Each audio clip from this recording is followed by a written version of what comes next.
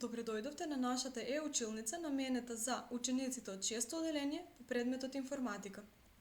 Овде ќе обработуваме наставната единица, основни елементи на програмскиот јазик, исказ и исказ за приказ на екран. Целите на овој час се ученикот да ги осознае и објаснува основните елементи од програмскиот јазик, да ја осознае и да ја користи техниката за приказ на екран, да ја осознае техниката за редоследно извршување на секвенца од искази. Наставни средства кои што ќе ни бидат потребни се компјутер со инсталирана околина за C++. Ние за нашите примери користевме CodeBlocks. Ако вие се уште го немате симнато, може да го симнете од линкот кој што го имаме поставено во оваа презентација и прибор за пишување. Програмските јазици се состојат од точно определена група на зборови кои програмерот ги подредува во искази кои му пренесуваат информации на компјутерот. Програмските јазици, како и природните, имаат своја азбука. C++ е составен од големите и малите букви од англиската абецеда, цифри, специјални знаци, знакот за празно место и сложени символи, односно двознаци и трознаци. Градбените делови на програмскиот јазик се резервирани зборови, кои уште ги нарекуваме и клучни зборови, идентификатори, кои може да бидат имиња на променливи, функции, операции и слично, оператори, математички, логички, релациони или за доделување, интерпункцијски знаци, точки, наводници, загради, празно место и слично, и коментари. Коментарите најчесто се пишувани од програмерите и тоа е произволен текст со кој се објаснува текот на програмата. Идентификаторите, кога ги пишуваме, треба да внимаваме на неколку правила. Например, имињата на идентификаторите треба да бидат напишани од еден или повеќе знаци, големи или мали букви, знакот за долна црта, цифри, но не треба да содржат некои други специјални знаци, ниту пак да имаат празно место. Исто така, резервираните зборови не може да бидат искористени за имињата на идентификаторите. Во вежба 1 погледнете ги примерите и припознајте кои од зададените имиња се правилно напишани во C++, а кои не е правилно, и кај неправилните запишете која е грешката. Ако имате потреба, може да го стопирате ова видео, запишете ја вежбата, решете ја, а подоцна продолжете со видеото, при што ќе го видите и решението на оваа задача.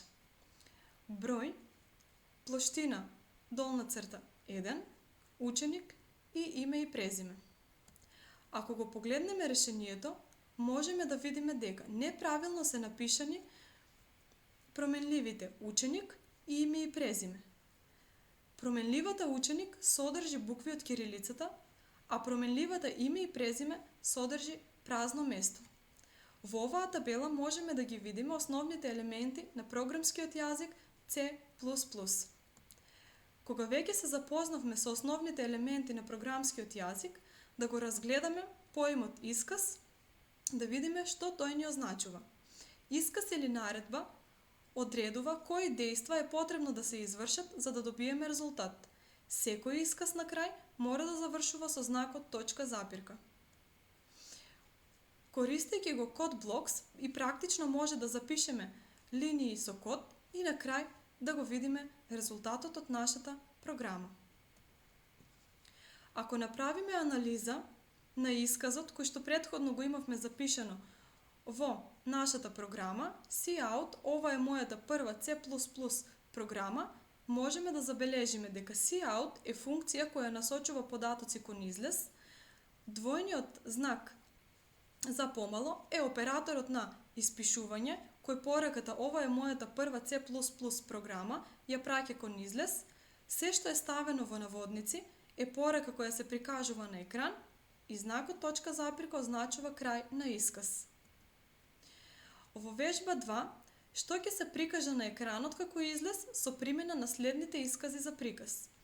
Cout 5, Cout A во наводници, Cout A и Cout 2 по A. Решението, односно на излез, кај првиот пример ќе добиеме број 5, со пишување на вториот пример, односно Cout A во наводници, ќе се прикаже буквата А. затоа што претходно рековме дека се што е напишано во наводници ќе биде прикажано на екран. Кај третиот пример Cout A ќе се прикаже вредноста на променливата А. Таа вредност може некаде да биде претходно дефинирана во програмата и Cout 2 по А ќе се прикаже двојната вредност на променливата А. Овдека имаме запишано две програми. Прво да ја разгледаме првата. Имаме запишано исказ за приказ на екран Cout здраво, Cout ова е мојата прва C++ програма. Ако го видиме излезот, може да забележиме дека здраво е запишано во иста линија со ова е мојата прва C++ програма.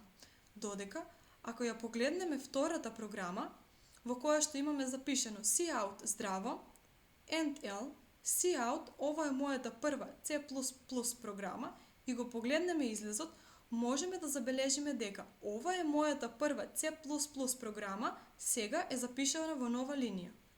За испишување во нова линија се користи изразот endl, што е кратенка од endline со која курсорот се поместува една линија подолу.